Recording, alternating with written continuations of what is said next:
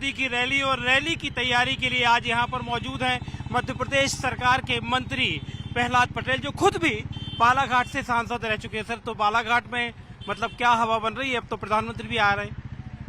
पूरा देश प्रधानमंत्री के नाम से भारतीय जनता पार्टी को वोट दे रहा है। स्वयं जब प्रधानमंत्री बालाघाट की धरती पर आ रहे हैं तो हम सब गौरवान्वित भी हैं और जो जनता है वो हमसे आगे है।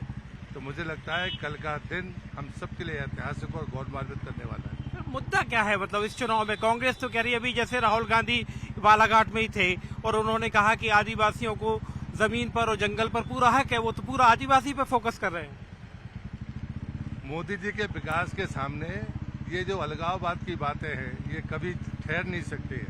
गरीब कल्याण की मोदी जी की योजना और महिला सशक्तिकरण के उनके प्रयास, चाहे वो कोई भी वर्ग हो, सब उससे लाभान्वित है। और खासकर जनजातीय समुदाय की जहाँ तक बात है, चाहे मंत्रालय हो, चाहे महामहिम राष्ट्रपति हो, या फिर जितनी भी योजनाएं हैं, वो अगर किसी ने शुरू की तो वो सिर्फ भारतीय जनता पार्टी ने शुरू की है। और इसलिए मुझे लगता है कि ये बातें अलगाव पैदा करने वाली बात कांग्रेस कितनी भी करे वो मुंह की खाएगी। सर, लेकिन जो कहते हैं ना कि बराबरी का खेलने का हक, कांग्रेस और विपक्षी आरोप लगा रहे हैं कि आप तमाम तरीके से उनके फंड रोक रहे हैं, उनके खाते फ्रीज कर रहे हैं। देखिए, मोदी जी ने 2014 में ही कहा था, ना मैं खाऊंगा और ना खाने दूंगा। भ्रष्टाचारियों की जगह जेल में है। ये देश का आम आदमी भी इस बात को जानता है और मानता है। मतलब पूर्व मुख्यमंत्री जो दिल्ली के मुख्यमंत्री अरविंद केजरीवाल, वो भी जेल में, मतलब मुख्यमंत्री भी जेल में। मुझे लगता है कि जिसने भ्रष्टाचार किया है वो जेल में है और ईडी ने लगातार उनको समझ दी है। ये पूरा देश जानता है, ये विवाद का विषय नहीं है। कोर्ट इस बात के लिए न्यायालय तय करेगा और ये राजनीतिक हथियार के तौर पर वो अपनी उसको अगर इस्तेमाल करना चाहते हैं तो ये संभव नहीं है, जनता जानती है। राम मंदिर मुद्दा है? राम मंदिर निश्चित रूप से मुद्दा है।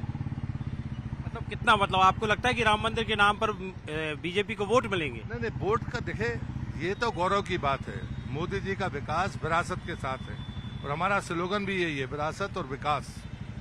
ये अब की बार 400 पार, ये नारा है कि सच्चाई? ये सच्चाई है। 2014 में हमने 272 प्लस कहा था, 282 आए। फिर हमने 300 प्लस कहा, 303 आए।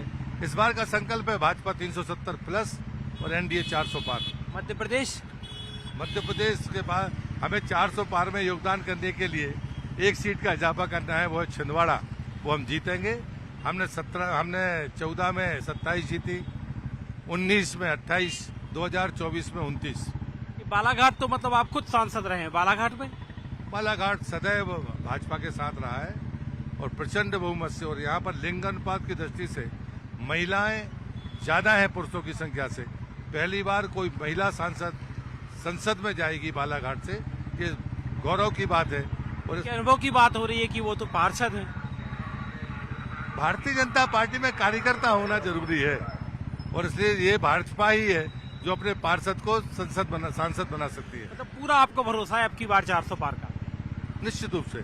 ये है प्रहलाद पटेल, मध्य प्रदेश सरकार में मंत्री, बालाघाट के पूर्व सांसद, दावा करते हुए कि इस बार बीजेपी यकीनी तौर पर 400 सीटें लोकसभा चुनाव में जीतेगी। Manoj Sharma, Balaghat, news 18 India.